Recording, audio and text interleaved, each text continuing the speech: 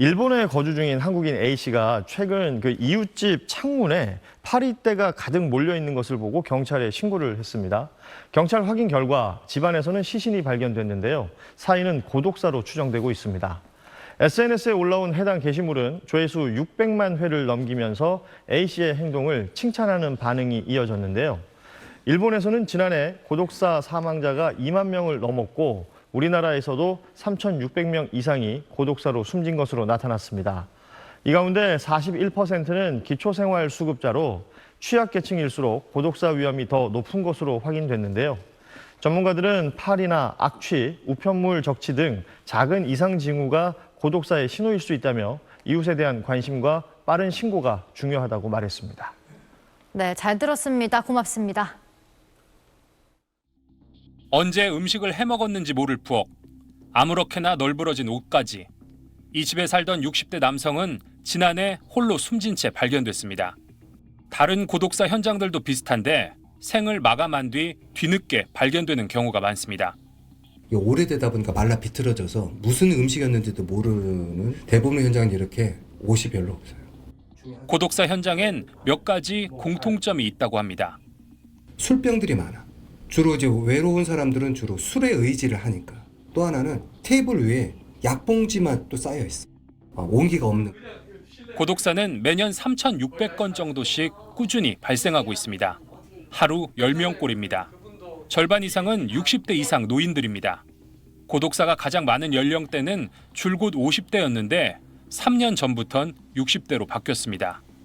갤럽의 세계 여론조사에서 50세 이상 한국인의 39.1%는 어려울 때 도움받을 곳이 없다고 답했는데 OECD 국가 평균의 3배가 넘습니다. 빠져나갈 생각 자체를 못했죠. 5년 가까이 생활한 것 같아요. 자존심이 안에 남아있는 건지는 몰라도 어쨌든 사람이 싫은 거예요.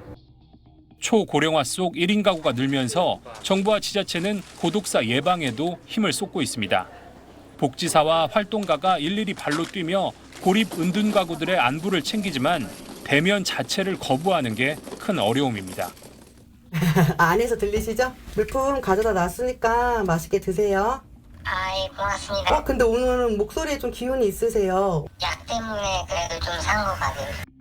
본인이 고립되었고 도움을 요청해야 하는지도 모르세요. 사람들을 장기적으로 만나지 못하니까 막상 요청하려고 하면 두려우신 거죠. 그래서 고립과 단절이 길어지기 전에 소통을 늘리려는 노력도 이어지고 있습니다. 서울의 한 자치구는 공통 관심사나 사연을 가진 어르신들끼리 묶어 42개의 소모임을 운영하고 있습니다. 같은 방향으로 계속 잡으라는 뜻이고 우선 이걸 알아야 돼. 종이접기로 시작된 이 독거노인 모임은 4년째 식사와 나들이를 함께하며 서로 의지하는 사이가 됐습니다. 서로 이렇게 만나서 이 참여는 만날 수 있고 어디 같이 갈 수 있고 가족보다 이런 친구들보다 더 좋은 거지. 영국은 2018년 외로움 담당 부서와 장관직을 도입했고 일본은 2021년부터 고독, 고립 대책실을 운영하고 있습니다. 고독사를 줄이려면 국가적 차원에서 외로움 해소 대책을 늘릴 필요가 있다고 전문가들은 조언합니다. SBS 장훈경입니다.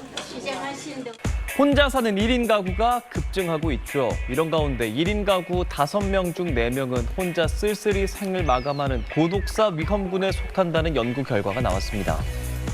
보건복지부가 1인 가구 9,400여 명에 대해 설문조사를 실시했습니다. 그 결과 고독사 위험군이 78.8%로 나타났습니다. 실패와 상실감 누적, 일상생활의 고립 정도 등을 평가해서 점수를 매긴 결과인데요. 너 5명 중 1명은 이 중에서도 고독사의 위험 정도가 큰 중고 위험군으로 분류됐습니다. 특히 고독사 위험이 가장 높은 그룹은 중장년 남성이었습니다. 전문가는 가족 부양 의무가 큰 50대 직장을 잃거나 노동력을 상실하면 가족관계가 소원해지고 사회적으로도 고립되기 쉽다며 고령층을 대상으로 한 사회 안전망에서도 벗어나 있어서 사각지대가 가장 많은 연령층이라고 설명했습니다. 그러면서 생애 주기별로 고독사 위험 요인을 찾아내고 기존 제도에서 누락된 사각지대를 적극 발굴해야 한다고도 강조했습니다. 서울 성북구에 있는 한 다세대 주택. 그제 이곳에서 70대 남성 A씨가 숨진 채 발견됐습니다. 타살 정황은 없었습니다. 경찰은 고독사로 판단했고 숨진 지 열흘 정도 지난 걸로 추정했습니다. 배달된 요구르트가 며칠째 그대로 놓여 있자 이상하게 여긴 이웃 주민이 주민센터에 알렸습니다. 저 야구르트가 저렇게 안 들어갔는데 아저씨가 병원에 계셔서 집에 안 오셨나? 전화하니까 전화가 안 된다고. A씨는 기초생활수급자에 지병을 앓고 있어 구청의 관리 대상이었습니다. 주민센터가 매달 한 차례 이상 유선과 대면 상담을 진행했고 음식 배달 서비스도 제공했지만 사고를 막진 못했습니다. 6명이서 저희 거의 1000명 가까운 숫자를 매일 전화하거나 이럴 순 없고 마지막으로 10월 25일 날 정도 저희가 상담하고 보건복지부 실태조사 결과 고독사 건수는 한 해에 3,000건이 넘습니다. 이에 정부는 2027년까지 고독사를 20% 줄이겠다며 통반장이나 부동산 중개업소 등을 고독사 예방 게이트키퍼로 양성하고 위험군 발굴 조사도 강화하기로 했습니다. 하지만 현실은 갈 길이 멉니다. 찾아가는 서비스와 밀착 서비스가 무엇보다 중요한데 현장에서는 인력 부족의 문제 이런 걸로 실제 촘촘한 서비스가 이루어지지 않고 있고요. 아무도 알지 못하는 쓸쓸한 죽음.